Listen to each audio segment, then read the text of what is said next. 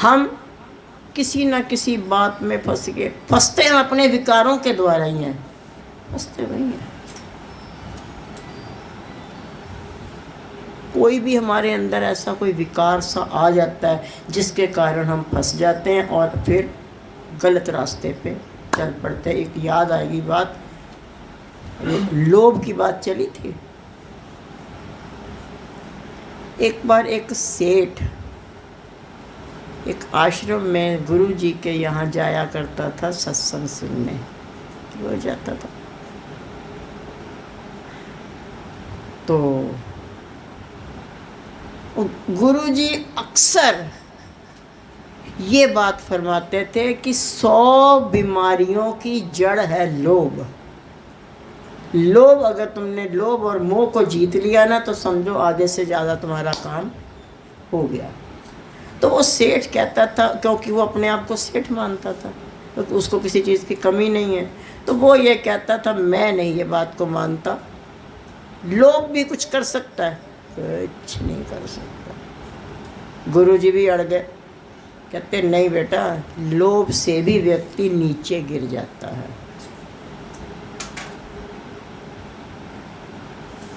कहते मुझे इसका प्रमाण दीजिए, लोभ के बारे में मैं नहीं मान सकता, मुझे इसका प्रमाण चाहिए।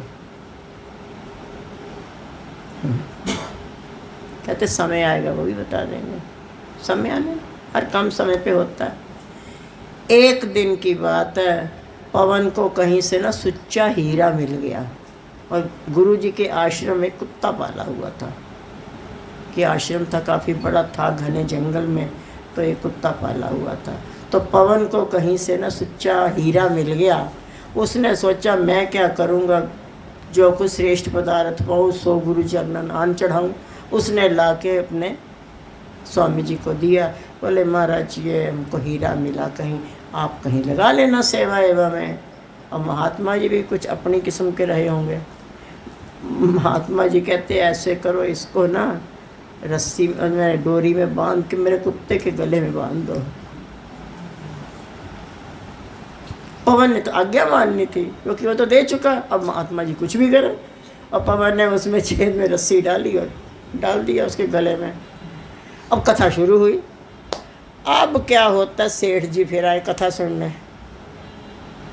कथा सुनते सुनते उनकी अचानक नज़र कुत्ते पे पड़ गई।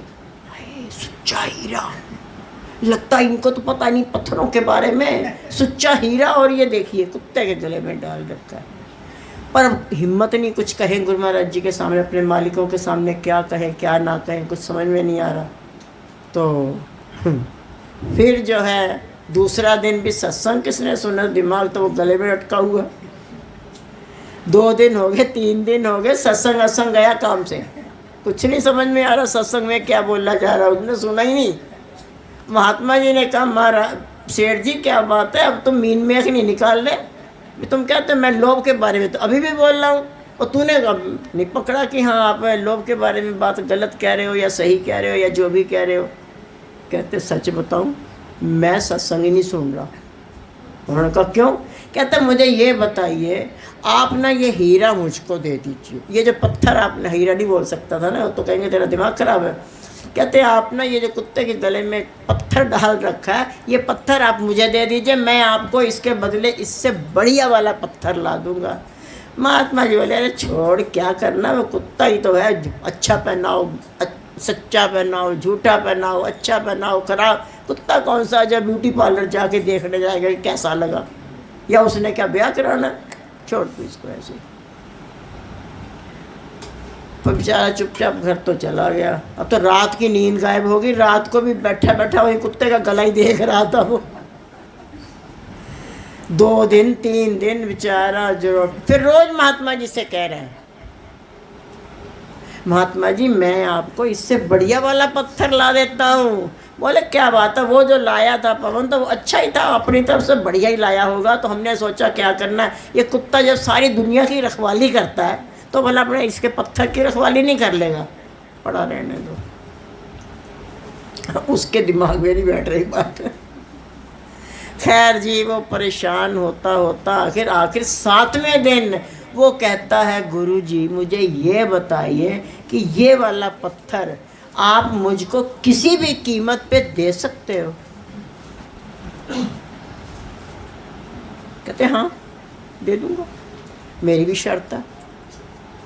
अगर मेरी शर्त को पूरी कर दोगे तो मैं दे देता हूँ, मुझे क्या रखना, कुत्ते के गले से खोल के तेरे गले में बांध दूंगा, मुझे क्या करना, ऐसा कुछ नहीं। तो कहते अच्छा, तो बोले शर्त क्या, जल्दी से बताइए। कहते शर्त ये है खीर बनाई जाएगी कल और थाली में डाली जाएगी, एक ही थाली में तुम और कुत्ता एक साथ खाओगे, खा लोगे उसके साथ?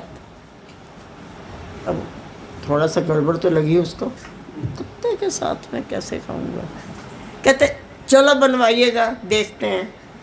अब खीर बना दी गई, कुत्ते के आगे रख दी गई, तो कुत्ता तो शुरू हो गया, उसको तो खानी थी बेचारे को। और जब वो खानी शुरू हो गया, गुरुजी बोले चलो भाई तुम भी जुटो। उसने सोचा यहाँ पे अपने तो घर के बंदे हैं, कौन सा ये जाके मेरी बदनामी करेंगे या किसी से कुछ कहने जाएंगे। यहाँ पे थोड़ा सा खाने के बाद अगर मेरे को हीरा मिलता है तो महात्मा जी को क्या पता, ये तो दिमाग इनका तो है नहीं है, पत्थर पत्थर किए जा रहे हैं, तो मुझे सच्चा हीरा जो मिल जाएगा। तो ये सोच के कहते हाँ मैं खा लूँगा। ऐसे लेके जैसे यहाँ तक पहुँचे, महात्मा जी ने हाथ पकड़ लिया, बोले सेठ जी ये है लोभ का रोग, कि आज तुम कुत्ते का जूठा खाने को तैयार हो गए हो। तुम तो कहते थे वापस से लोभ ही नहीं है, ये क्या है? अगर तुमको मैं कह दूँ ना सीवर में जाके खा ले, तो वो भी खा लेता उसे हीरे के चक्कर में। तो क्या समझ नहीं रहा कि मैं नहीं समझ गया कि वो हीरा है, और जब वो लाया था मैंने तभी समझ गया था, तुझे ही दिखाना था, तेरे चक्कर में ये सारा खेल हुआ। और बाद में पवन को बुलाया, बोले ले जा भैया, और कोई फंसता या मुसीबत आएगी उसको भी, फिर उसे भी कुत्ते का जूठा खाना पड़ेगा, ले जा। तो क्या है प्यारे, हम कहीं ना कहीं किसी ना किसी तरीके से कहाँ कहाँ पे अटक जाते हैं, हमें खुद को नहीं पता चलता। सेठ को पता चला, वो तो जा रहा था चुपचाप खाने, और गुरुजी ने वो नहीं धर्म खराब होने देंगे, उन्होंने हाथ पकड़ के कहा क्या हुआ सेठ जी, सेंटर पे है, किसके साथ खा रहे हो? उसकी तो पूंछ है, तुम्हारी तो पूंछ भी नहीं है, तो गड़बड़ हो रही है। फिर उनको चेत हुआ।